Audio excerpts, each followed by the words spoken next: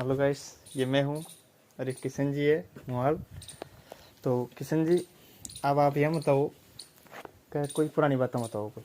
अब पुरानी क्या बताएं, पुरानी बातें की तो आप समझते नहीं हो, मोडोड़ आदमी हो गए।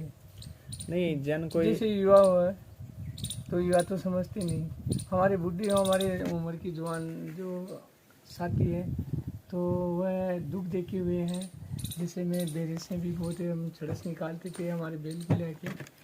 और जैसे हमने रात की टाइम पर हम 2 बजे जाके हमारे बैल को चरा के लाते थे।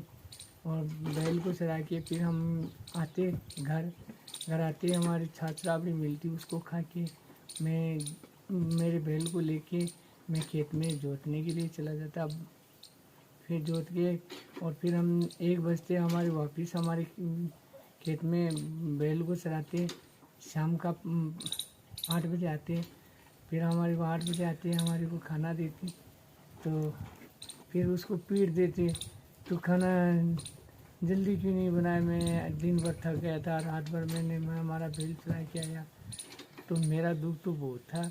फिर क्या करते हैं, हमारी मक्की प्यास से राम जी बारिश नहीं होती तो बरसात न होने की वजह से हम क्या करते हैं, हम जैसे चढ़ सांगते हैं बेरे लाव पसार के टूंडी से मेरा कुएं पर मेरे बैल को ले जाता है, बैल को हाँकता है, समझते हैं।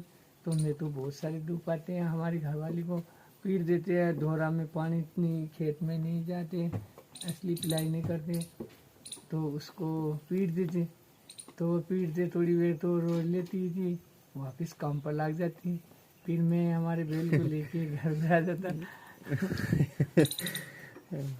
और फिर जैसे कि हमारे घर पर मेहमान आ जाते तो उस मेहमान को थके हुए आते, राम राम साहब कह कहाँ कहीं करते थे कि यार हमारे बच्चे के लिए अकाल पड़ गया।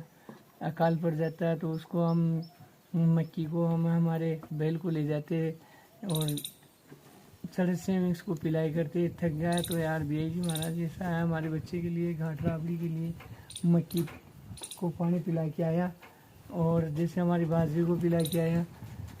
तो मैंने बाजरे और मक्की से हमारे बच्चे का पालन पोषण करने के लिए काम करते।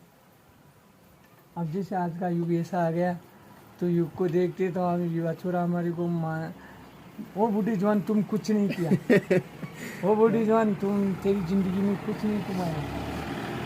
तो मेरा दुख तो इतना था। अब आज के युग में नेता लोग आते हैं, फ्री गाँव दे देते हैं, फ्री मकान दे देते हैं और जैसे फ्री उसको स्कूल में उनके बच्चों को पढ़ा देते